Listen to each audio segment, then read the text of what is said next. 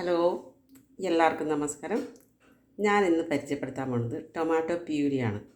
Tomato puree എന്ന് പറഞ്ഞിട്ടുണ്ടെങ്കിൽ നമ്മൾ ഇത് സ്റ്റോർ ചെയ്ത് വയ്ക്കാം. നമുക്ക് ടൊമാറ്റോ ഇല്ലാത്ത സമയത്ത് അതിൽ നിന്ന് കുറച്ചെടുത്ത് കറിയിൽ ഉപയോഗിക്കാം. അല്ലെങ്കിൽ നമുക്ക് പിസ്സ ഒക്കെ ഉണ്ടാക്കുമ്പോൾ അതിൽ സ്പ്രെഡ് ചെയ്യാനായിട്ട് ഉപയോഗിക്കാം. ഇതിൻ്റെ ഒരു ഗുണം എന്ന് വെച്ചാൽ നമ്മളിപ്പോൾ കുറേ തക്കാളി മേടിച്ചു, അത് കേടായി പോവുകയാണ്. എന്ത് ചെയ്യും? നമ്മൾ കളയുകയല്ലാതെ വേറെ നിവൃത്തിയില്ല. അപ്പോൾ നമുക്ക് ആദായമാണ് നമുക്കത് സ്റ്റോർ ചെയ്ത് വെക്കേണ്ട വിധം. എങ്ങനെയാണെന്ന് ഞാൻ കാണിച്ചു തരാം. ആദ്യം ഇതിൻ്റെ തക്കാളി എല്ലാം എടുത്തിട്ട് അതിൻ്റെ ഈ കട്ടിയുള്ള ഭാഗം ഒന്ന് മുറിച്ച് മാറ്റാം. അത് കഴിഞ്ഞിട്ട് നമ്മൾ ഇതിനെ തിളച്ച വെള്ളത്തിലോട്ട് ഇടണം. അപ്പോൾ നമ്മൾ ഇങ്ങനെ ഒന്ന് മുറിക്കാം. അപ്പോൾ അതിൻ്റെ പീൽ ചെയ്യാനായിട്ട് എളുപ്പമുണ്ടാകും. എന്നിട്ട് തിളച്ച വെള്ളത്തിലേക്ക് ഇടുക. മൊത്തം ഇങ്ങനെ മുറിച്ചാൽ ഇതിങ്ങനെ പീൽ ചെയ്തെടുക്കാൻ പറ്റും പെട്ടെന്ന്. ഞാനത് ചെറിയ പാത്രത്തിൽ നിന്ന് ഞാനൊരു പരന്ന പാത്രത്തിലേക്കാക്കി, അതിൽ കൊള്ളുന്നില്ല. അപ്പോൾ നമ്മൾ തക്കാളിയെല്ലാം നല്ലപോലെ തിളച്ചു. ഇങ്ങനെ സ്കിന്നൊക്കെ ഇതാ ഇങ്ങനെ ഊരിയെടുക്കാൻ പറ്റുന്ന തരത്തിൽ. ഇനി ഇതിനെ നമുക്ക് പച്ചവെള്ളത്തിലേക്ക് ഇടണം.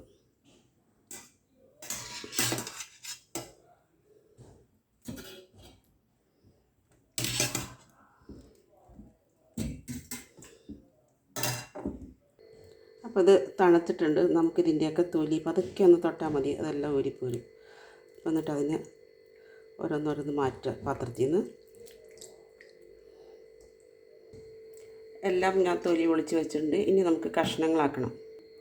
നമ്മൾ മുറിക്കുന്നതിനിടയ്ക്ക് ഞെട്ടിന് അവിടെ ചിലപ്പോൾ വേവാത്ത കട്ടിയുള്ള ഭാഗങ്ങൾ അതൊന്ന് മുറിച്ച് മാറ്റണം. അല്ലെങ്കിൽ നമ്മൾ അരയ്ക്കുമ്പോൾ അത് വേറെ ആയിട്ട് കിടക്കും. നമ്മളിത് മിക്സിയിലോട്ടിട്ട് നല്ലപോലെ അരച്ചെടുക്കണം.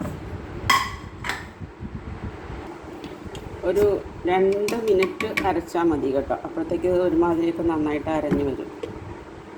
നമ്മൾക്കിത് അരിപ്പയിലൊഴിച്ച് ഇതിൻ്റെ കുരു എല്ലാം മാറ്റാം.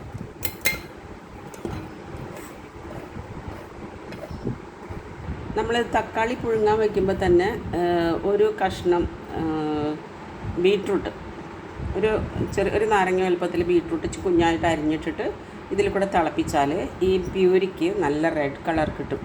കളറൊന്നും ചേർക്കേണ്ട കാര്യമില്ല. ഇപ്പോൾ എൻ്റെ കയ്യിൽ ബീട്രൂട്ട് ഇല്ല, ഞാൻ അത് പറഞ്ഞു എന്നേ ഉള്ളൂ നിങ്ങളുടെ അടുത്ത്. നിങ്ങൾക്കുണ്ടെങ്കിൽ നിങ്ങൾ ചേർക്കണം കേട്ടോ. നല്ല ഭംഗിയുള്ള പ്യൂരി കിട്ടും.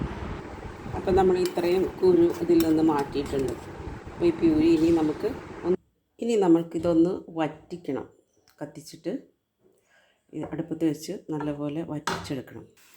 നമ്മളിതിൽ പ്രിസർവേറ്റീവ് ഒന്നും ചേർക്കുന്നില്ല. നമ്മൾ ഷോപ്പിൽ നിന്ന് മേടിക്കുന്ന ടൊമാറ്റോ പ്യൂരിയിൽ നല്ലപോലെ പ്രിസർവേറ്റീവ് ചേർക്കുന്നുണ്ട്. അത് ഹെൽത്ത് ഇഷ്യൂ ഉണ്ടാകുന്നതാണ്. നമ്മൾ പ്രിസർവേറ്റീവ് ചേർക്കാത്തത് കൊണ്ട് നമ്മളിതിലത്തെ ജലാംശം മുഴുവൻ വറ്റിക്കണം. ജലാംശം മുഴുവൻ വറ്റിച്ച് കഴിഞ്ഞാൽ ഇത് കേടുകൂടാതിരിക്കും. കുറേ നാൾ കേടുകൂടാതിരിക്കും. ഫ്രീസറിൽ വെച്ചാൽ മതി. ഏത് തരത്തിലുള്ള ക്യൂബ്സ് വേണമെങ്കിൽ ഉണ്ടാക്കിയെടുക്കാം. നമുക്ക് ഐസ് ട്രേയിൽ ഒഴിച്ചിട്ട് ക്യൂബ്സ് ആക്കിയിട്ട് ചില്ല് വരണയിലെടുത്ത് വയ്ക്കാം. അല്ലെങ്കിൽ നമുക്ക് കുപ്പിയിൽ തന്നെ നേരിട്ടെടുത്ത് ഒഴിച്ച് വയ്ക്കുകയും ചെയ്യാം. ഇതിൻ്റെ സൈഡൊന്നും കരിഞ്ഞു പിടിക്കാതെ നമ്മൾ ഇളക്കിക്കൊണ്ടേയിരിക്കണം കേട്ടോ. സൈഡ് കരിഞ്ഞാൽ ഇതിൻ്റെ ടേസ്റ്റ് മാറും. ഇത് ഒരുമാതിരി വറ്റി വന്നുകൊണ്ടിരിക്കുകയാണ്. അപ്പം നമുക്കിതിൽ കുറച്ച് ഉപ്പും ഒരു ചെറിയ ടീസ്പൂൺ പഞ്ചസാരയും ചേർക്കാം.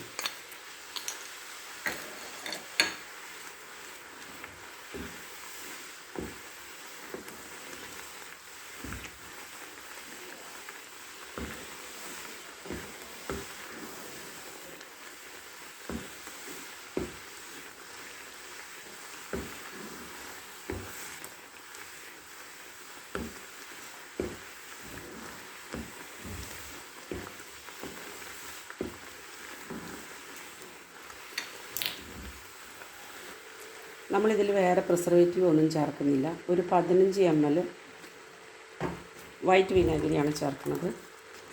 അതും കൂടെ ഒഴിച്ച് ഒന്നും കൂടെ തിളച്ച് വറ്റിച്ച് കഴിഞ്ഞാൽ ഇതിപ്പോൾ ഓൾമോസ്റ്റ് പാകമായിട്ടുണ്ട്.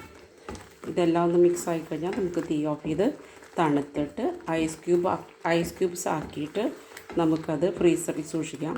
നമുക്ക് ആവശ്യമുള്ള ക്യൂബ്സ് എടുത്ത് കറികളിലിടാം. അതുപോലെ പ്യൂരി ആയിട്ട് ഉപയോഗിക്കണമെങ്കിൽ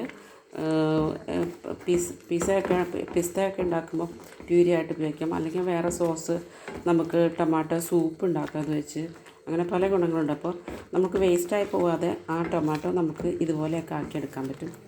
അപ്പോൾ എല്ലാവരും എൻ്റെ ചാനൽ സബ്സ്ക്രൈബ് ചെയ്യാം.